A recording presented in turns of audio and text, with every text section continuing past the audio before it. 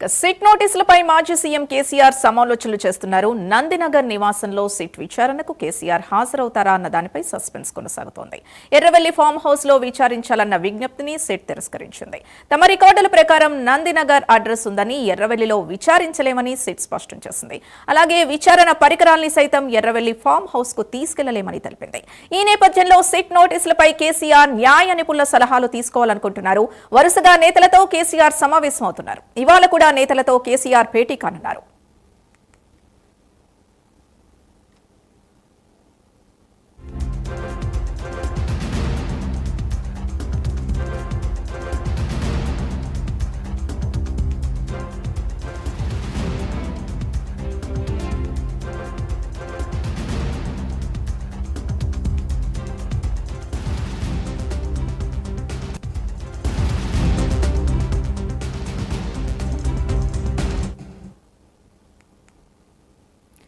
SIT నోటీసులపై మాజీ CM KCR సమాలోచనలు చేస్తున్నారు. నందినగర్ నివాసంలో సిట్ విచారణకు కేసీఆర్ హాజరవుతారా అన్న దానిపై సస్పెన్స్ కొనసాగుతోంది. ఎర్రవెల్లి ఫామ్ హౌస్ లో విచారించాలన్న విజ్ఞప్తిని సిట్ తిరస్కరించింది. తమ రికార్డుల ప్రకారం నందినగర్ అడ్రస్ ఉందని, ఎర్రవెల్లిలో విచారించలేమని సిట్ స్పష్టం చేసింది. అలాగే విచారణ పరికరాలను సైతం ఎర్రవెల్లి ఫామ్ హౌస్ కు తీసుకెళ్లలేమని తెలిపింది.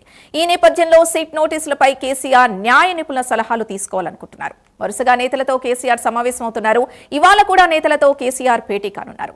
ఇదే అంశానికి సంబంధించి పూర్తి డీటెయిల్స్ మా కరెస్పాండెంట్ కుమార్ అందిస్తారు.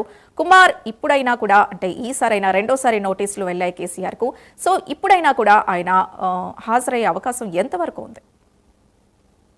సింధు, తెలంగాణలోనే సంచలనం సృష్టించిన ఫోన్ ట్యాపింగ్ కేసులోని ఇప్పుడు కేసీఆర్కి మరొకసారి సిట్ అధికారులు నిన్న నోటీసులు అయితే జారీ చేశారు.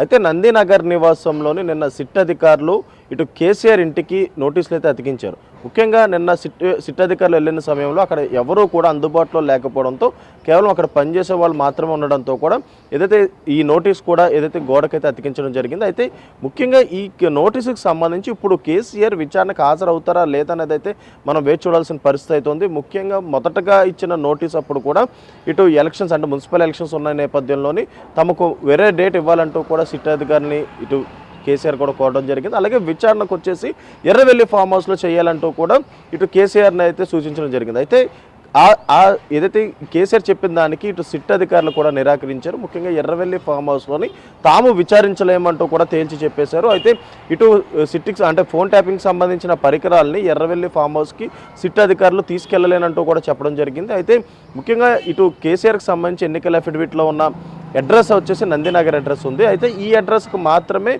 నోటీసులు అయితే జారీ చేయగలం. ఇటు ఎర్రవెల్లి ఫామ్ హౌస్ ఏదైతే అవుట్ ఆఫ్ హైదరాబాద్ ఉంటుంది కాబట్టి అసలు అడ్రస్కి సంబంధించి తమ దగ్గర ఎలాంటి సమాచారం లేదు. కేవలం ఇటు ఎన్నికల అఫిడవిట్లో ఉన్న అడ్రస్కి మాత్రమే నోటీసులు జారీ చేస్తామంటూ కూడా రెండోసారి సిట్ అధికారులు నందినగర్లో కేసీఆర్కి నోటీసులు అయితే జారీ చేయడం జరిగింది. అయితే ఇప్పుడు విచారణకి హాజరవుతారా లేదనేది అయితే ప్రస్తుతం మనకు తెలియాల్సి ఉంది. అయితే ముఖ్యంగా ఇప్పుడు ఏదైతే ఇటు లీగల్ టీంతో కూడా ఇటు కేసీఆర్ చర్చలు చేస్తున్నారు. అయితే వరుసగా ఇటు నాయకులతో కూడా భేటీ అవుతూనే ఉన్నారు. నిన్న కేటీఆర్ హరీష్ రావుతో కూడా భేటీ అయ్యారు.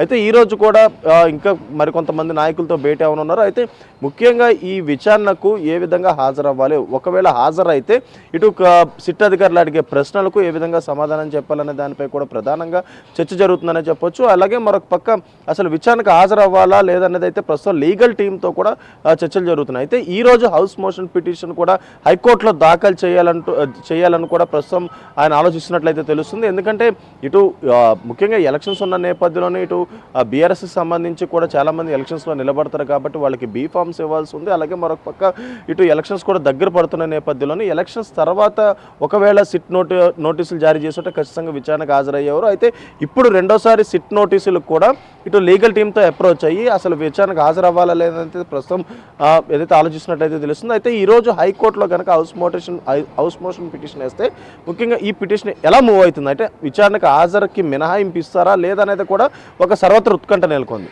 అయితే గతంలో మాజీ అంటే టాస్క్ ఫోర్స్లో పనిచేసిన డీసీపీ రాధాకిషన్ రావు ఇచ్చిన స్టేట్మెంట్ ఆధారంగా మాత్రమే పంజగుట్ట పిఎస్లో నమోదైన కేసు అంటే 243/2024 ఎఫ్ఐఆర్ ఈ కేసు ఆధారంగానే కేసీఆర్కి సిట్ నోటీసులు చేశారు. ఫస్ట్ నోటీస్లో కూడా 160 సిఆర్పిసి కింద నోటీసులు జారీ చేశారు. ఇప్పుడు రెండో నోటీసులో కూడా 160 సిఆర్పిసి కిందనే నోటీసులు జారీ చేశారు. ముఖ్యంగా ఈ నోటీసులు జారీ చేయడానికి నిన్న మధ్యాహ్నం నుంచి కూడా సిట్ అధికారులు వీసీ సజ్జనార్తో భేటీ అయ్యారు కమాండ్ కంట్రోల్ని. నిన్న సాయంత్రం వరకు కూడా ఫోన్ ట్యాపింగ్పై సుదీర్ఘంగా ఏం జరిగిందనే దానిపై పూర్తిగా చర్చించారు. ఆ తర్వాత కేసీఆర్కి నోటీసులు ఎలా ఇవ్వాలనే దానిపై కూడా చర్చించి నిన్న రాత్రి 9 గంటలకు సిట్ అధికారి నోటీసులు జారీ చేశారు. అయితే ఇప్పుడు కేసీఆర్ విచారణకు హాజరవుతారా లేదన్నది అయితే మనం వేచి చూడాల్సి ఉంది సింధు. Thank you Kumar.